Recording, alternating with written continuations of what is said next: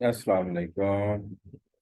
अच्छा स्टूडेंट्स, आज हम जो है वो सीखेंगे इलेक्ट्रोलिसिस और इसके कुछ टॉपिकल क्वेश्चंस।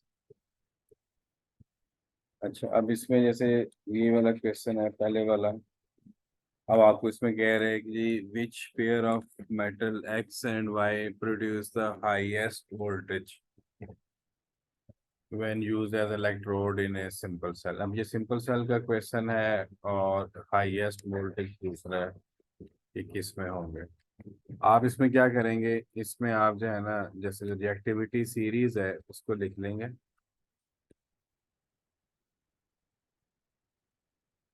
जैसे आपको याद करवाई थी, जैसे please send cats monkeys and few zebras in large hollow cages most secure guarded। अब ये रिएक्टिविटी सीरीज है, ठीक है, ये आपने लिख ली। तो अब आपसे वो पूछ रहा है कि भाई हाईएस्ट वोल्टेज किस में प्रोड्यूस हो गया। इसमें आपने देखना है, जैसे ये जो ऑप्शन ए है इसमें कह रहा है कॉपर एंड सिल्वर। ये कॉपर है और ये जो है सिल्वर है। अच्छा, फिर दूसरे ऑप्शन में कह रहे हैं मैग्नीशियम एंड सिल्वर। ये मैग्नीशियम है और ये सिल्वर है। तीसरे में सी में कह रहे हैं मैग्नीशियम एंड जिंक। ये मैग्नीशियम है और ये जिंक है। ये सी है, ये बी है, ये ए है। और डी में कह रहे हैं जिंक एंड कॉपर। ये जिंक है और ये कॉपर है। आपने क्या किया, आपने रिएक्टिविटी सीरीज लिख ली। उसके बाद आपने देखना है कि भाई हाईएस्ट वोल्टेज। अब हाईएस्ट वोल्टेज इसमें क्या रूल है कि भाई more the distance in reactivity series more voltage और हाईएस्ट वोल्टेज। तो अब इसमें से देख लें कि हमारे पास ये जो बी वाली जो ऑप्शन है इसमें सबसे ज़्यादा इसका डिस्टेंस आ रहा है, magnesium and silver. So magnesium and silver ये हमारा जो है ना इसमें आंसर होगा। ठीक है जी। तो हाईएस्ट वोल्टेज, तो जो है ना हाईएस्ट वोल्टेज के लिए आपने रिएक्टिविटी सीरीज लिख ली और उसमें फिर देख लिया कि भाई जो है ना more the distance between two metals, तो मोर वोल्टेज वो इस तरह आप लिख लें। अच्छा, इसमें अगर ये होता है कि भाई डायरेक्शन ऑफ करंट, तो डायरेक्शन ऑफ करंट जो होता है इस सिंपल सेल में, उसने नहीं पूछा हुआ लेकिन अगर पूछ ले तो डायरेक्शन ऑफ करंट जो है वो more reactive metal to less reactive metal होगा। ठीक है जी, ये इसका दूसरा पार्ट था। अच्छा, ये सिंपल सेल का क्वेश्चन हो गया एक। अब हम नेक्स्ट क्वेश्चन पे चलते हैं। नेक्स्ट क्वेश्चन कह रहे हैं जी, हाँ जी, लाइक ये rubidium is in group one and above sodium reactivity series, what is found when concentrated aqueous rubidium chloride। अब ये आपका इलेक्ट्रोलाइट है। आपको इसमें क्या करना है, सबसे पहले इसके ऑल आइंस लिख लेने हैं। Rubidium chloride. अब इसमें रुबीडियम आयन होगा, क्लोराइड आयन होगा। अब ये क्योंकि एक्वस है, एक्वस की वजह से इसमें हाइड्रोजन आयन और हाइड्रोक्साइड आयन भी आ जाए। ठीक है जी, ये आपने सबसे पहले क्या किया, ऑल आइंस लिख लिए। इसके बाद आपने अब देखना है जी कैथोड के ऊपर कौन सा जाएगा। कैथोड नेगेटिव है, या रुबीडियम जाएगा या हाइड्रोजन जाएगा। अब ये दोनों आयन जो है ना वो मूव होंगे, लेकिन सक्सेसफुल डिस्चार्ज किसका होगा। ठीक है, तो इसके लिए जो रूल है, वो उसका जो रूल है वो ये है कि ion, that ion which is lower in reactivity series has more ease of discharge।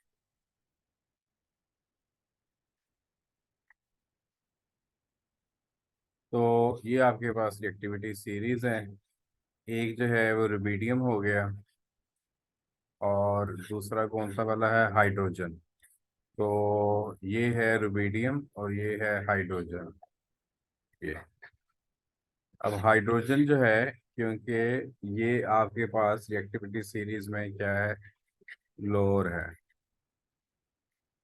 तो कैथोड के ऊपर जो है ना हाइड्रोजन आयन जाएंगे और वो हाइड्रोजन आयन जाके डिस्चार्ज होंगे। तो या आपका आंसर बी होगा या सी होगा। ये तो हो गया इसमें कैटाइन के लिए। अब एनाइन के लिए देखें। अब ये क्योंकि कंसंट्रेटेड है, अगर तो डाइल्यूट होता तो हाइड्रोक्साइड चला जाता। अब ये कंसंट्रेटेड है तो कंसंट्रेटेड की वजह से क्लोराइड आयन डिस्चार्ज हो जाएगा। तो हम जो है ना आंसर सी को क्लिक कर देंगे। अब इसमें जाहिर है कि भाई आपने इसके जो है ना रूल रखे हुए हैं। अब कैटाइन के लिए जो है ना आपने क्या करना होता है, आपने रिएक्टिविटी सीरीज देखनी है, और रिएक्टिविटी सीरीज में जो लोअर होगा, ठीक है, वो डिस्चार्ज हो जाएगा। और एनाइन के लिए आपने क्या रूल रखा हुआ है कि अगर तो इलेक्ट्रोलाइट जो है ना वो डाइल्यूट है, तो डाइल्यूट के केस में तो हाइड्रोक्साइड आयन डिस्चार्ज हो जाएगा एक्सेप्ट HCl के, यानी HBr के। तो अगर डाइल्यूट नहीं है तो फिर जो है हाइड्रोक्साइड आयन डिस्चार्ज नहीं होगा। हाइड्रोक्साइड आयन जो है ना वो अगर लिखा हुआ होता कि डाइल्यूट, ठीक है, तो फिर जो है ना वो डिस्चार्ज होता।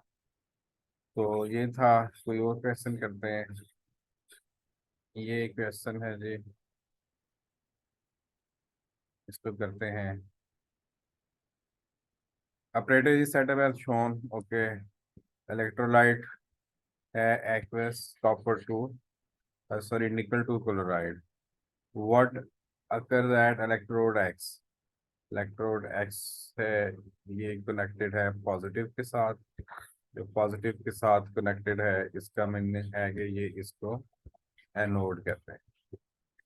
आप क्या करेंगे, आप इनके सबसे पहले ऑल लाइंस लिख लेंगे। जैसे इसमें आ जाएगा निकल Na2+, और क्लोराइड Cl-।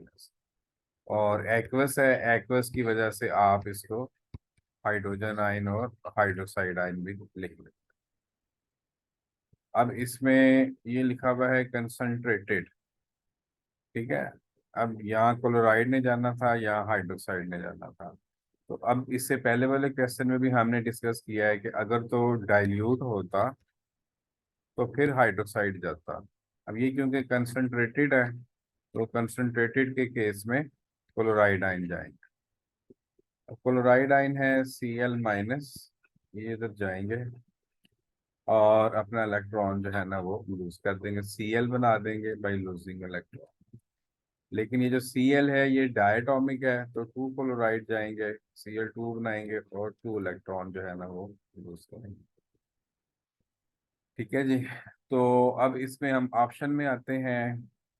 इसने लिखा है chloride ion are oxidised, chloride ion are reduced, nickel ion और निकल आयन। ये सी और डी तो गलत हो गया ना, ठीक है, क्योंकि एक्स जो है एनोड है, तो एनोड के ऊर ज़ाहिर नेगेटिव वालों ने ही जाना था। अब इसमें ये है कि भाई बच्चों को याद रखवाने के लिए ना हम एक टर्म बताते हैं, एन ऑक्स। ठीक है, एन से हो गया एनोड, ऑक्स से हो गया ऑक्सीडेशन। कि एनोड पे हमेशा जो है वो ऑक्सीडेशन हो, ठीक है जी, यानी कि एनोड पे हमेशा लॉस ऑफ इलेक्ट्रॉन होगा। और कैथोड के लिए क्या रखा हुआ है, कैथोड के लिए रखा हुआ है रेड कैट। ठीक है, रेड फॉर रिडक्शन और कैट फॉर कैथोड। कैथोड के ऊपर हमेशा जो है वो रिडक्शन होगी, यानी कि गेन ऑफ इलेक्ट्रॉन होगा। तो ये इसने एक्स का पूछा था, ठीक है। सो वी विल गो के क्लोराइड आयन आर ऑक्सीडाइज्ड। अब इसमें हमने जाहिर है 2-3 मिनट वर्किंग की है। वर्किंग इसलिए की है कि ताकि आपको लाइक स्टेप बाय स्टेप पता चल जाए कि सबसे पहले आपने ऑल लाइंस लिखे, फिर आपने देखा कि एक्स जो है वो एनोड है, एनोड के ऊपर नेगेटिव आयन जाएंगे, ये दो हैं। फिर आपने देखा कि ये कंसंट्रेटेड लिखा हुआ है। अगर डाइल्यूट होता तो हाइड्रोक्साइड को कर देते, लेकिन ये कंसंट्रेटेड है तो क्लोराइड आइन जाएंगे। अब हमें पता है कि भाई एनॉक्स, एनोड के ऊपर हमेशा ऑक्सीडेशन है, सो क्लोराइड आइन आर ऑक्सीडाइज्ड। बाकी इसमें अगर आपको जो है ना लाइक रिडॉक्स वाला जो यूनिट है वो भी अच्छा आता है, तो उससे भी आप देख सकते हो कि जैसे क्लोरीन की ऑक्सीडेशन स्टेट 0 है, तो ये इसकी ऑक्सीडेशन स्टेट इंक्रीज हुई हुई है। ठीक है, और इसके अलावा दूसरी जो इसकी निशानी है वो ये है, ये लॉस ऑफ इलेक्ट्रॉन। अगर एरो के प्रोडक्ट वाली साइड पे इलेक्ट्रॉन आ रहे हैं तो ये लॉस होता है। अगर इस साइड पे इलेक्ट्रॉन होते हैं, जैसे अगर ऐसे इक्वेशन लिखी हुई होती, जैसे ये है Ni2+ है, तो ये 2 इलेक्ट्रॉन गेन करके Ni बनाते हैं। तो अगर इलेक्ट्रॉन इस साइड पे हों तो वो ऐड हो रहे होते हैं, गेन हो रहे होते हैं। ठीक है, सो ये मैंने 2-3 चीज़ें आपको लाइक रिवाइज करवाई हैं। तो इसमें जो सबसे जो मेन चीज़ थी वो यही थी कि पहले आपने ऑल लाइन्स लिख लिए और फिर आपने इसको नॉट डिसाइड किया। तो होप सो कि थोड़ी सी अंडरस्टैंडिंग बेटर हुई है। अब हम नेक्स्ट क्वेश्चन पे चले जाते हैं। थोड़ा सा मैग्नीफाई कर लूँ ताकि विजिबिलिटी ज़्यादा हो जाए। ओके जी, कहते हैं when experiment was set the valve lit but there was no decomposition, there was no decomposition। देखें, जैसे ये होता है इलेक्ट्रोलाइसिस, लाइसिस का मतलब आपको बताया था break down. Electro mean electricity, जब इलेक्ट्रिसिटी पास होगी तो अगर जो है वो ब्रेक डाउन हो जाती है, चेंज हो जाता है, ठीक है, चेंजेस हो जाती हैं, तो वो इलेक्ट्रोलिसिस का प्रोसेस हो रहा है। जैसे अब जैसे कि आपके रूम में अभी जो है ना वो इलेक्ट्रिसिटी ऑन है, तो वो जो है ना कॉपर वायर में से इलेक्ट्रिसिटी पास हो रही है, लेकिन कॉपर वायर में तो कोई चेंजिंग नहीं ना हो रही, तो इट मीन कि कॉपर वायर में इलेक्ट्रोलाइसिस नहीं हो रही। इलेक्ट्रोलिसिस जो है जब होती है तो इलेक्ट्रोलाइट होता है। ठीक है जी। अब इसने लिख दिया है कि there was no decomposition, it mean के इसके अंदर इलेक्ट्रोलाइट नहीं होना चाहिए, शुड नॉट बी इलेक्ट्रोलाइट, बल्कि जो है इनके शुड बी सिंपल कंडक्टर।